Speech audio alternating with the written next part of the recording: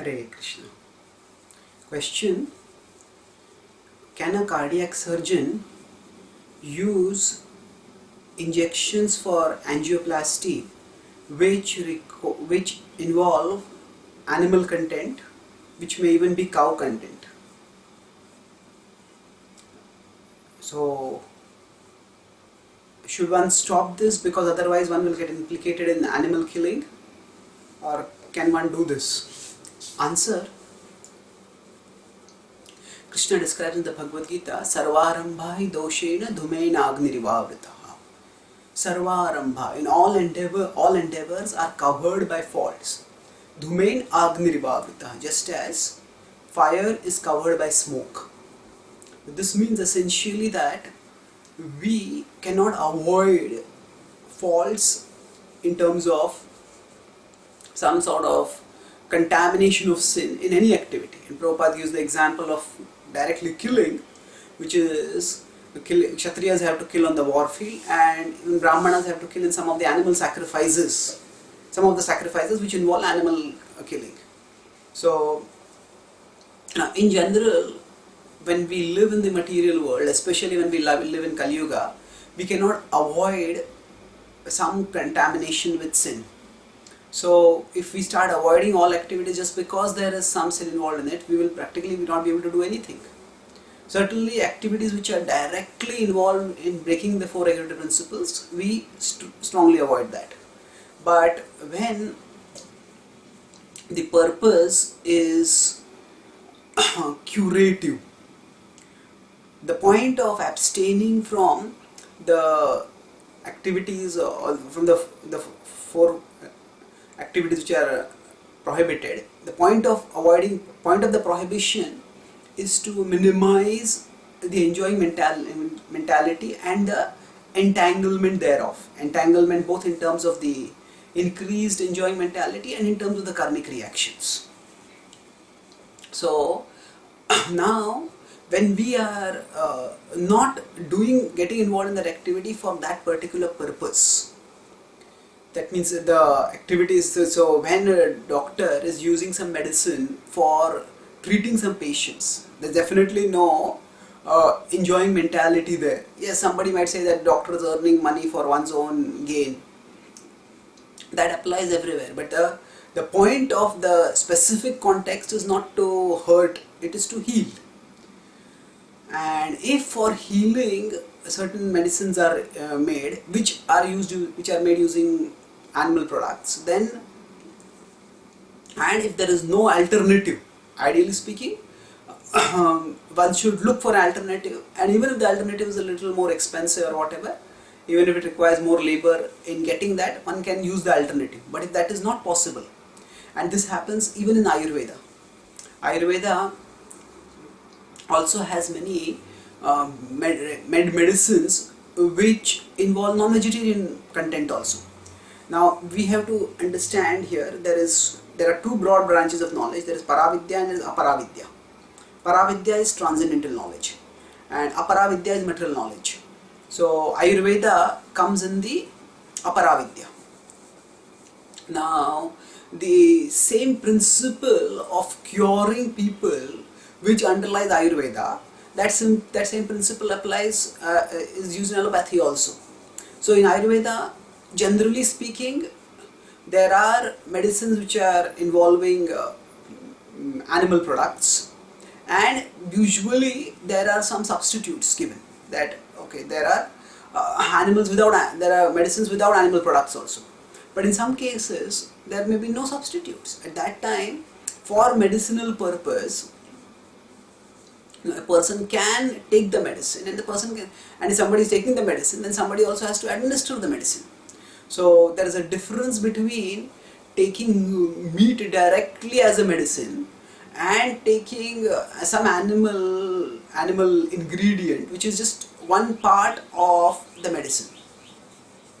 So firstly, that means there are three different levels over here. First is that it is not done with an enjoying mentality.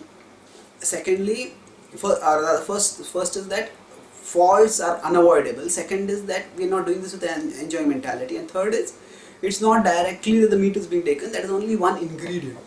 And when it is unavoidable, there are precedents in Ayurveda of using that also, of using medicines which have animal content in them, some animal ingredients within them. So there is no need to become unduly worried of sinful reactions. But still, yes, there is, even through an indirect connection, there is some amount of violence and some amount of reaction will be there. So as devotees, we do want to avoid such entangling activities, and we can, if we feel very concerned by it, then we can, at one level, we practice bhakti intensely. So that practice of bhakti itself will purify us, will cleanse us. Now we don't practice bhakti with the intention that, okay, I am doing this sinful activity and I am practicing this bhakti so that the sinful activity will be cleansed. No, we want to avoid sinful activities entirely, but we practice bhakti primarily to develop our love for Krishna. And we don't worry too much about what happens at the material level, as long as we are not involved in directly breaking the regulative principles. Now moving forward, if we feel very concerned, then we can try to ourselves find or support the development of some plant-based or alternatives for that particular medicine, which is involving animal product. In that way, say whatever earning we are doing, we can decide some small fraction of that. We can use it for supporting vegetarian alternate, non-meat based alternatives, non-animal product based alternatives for that. And even if we are not in the field of research and we are not in the position to develop anything, but there may be certain organizations who are doing some research and we can try to support them. And we can't, while we are living in this world, we can't switch off entirely from all sinful activities. But that also doesn't mean that we just accept it and not try to change it at all. So as devotees, at one level, we focus entirely on Paravidya, we focus largely on Paravidya and try to develop our love for Krishna. But while we are living in this world, we have to earn our living, we have to function in this world. So we have to use Aparavidya also. So Aparavidya, now we will try to use the material knowledge in as much way as is harmonious with Krishna, the principles of Krishna Bhakti. And beyond that, the development of material knowledge, which is harmonious with Krishna Bhakti, can be a part of a larger culture of spiritual rejuvenation. So this is something which we can do voluntarily if we feel very concerned about it. But overall, sarvarambha doshena dhumaina agniribhavritaha.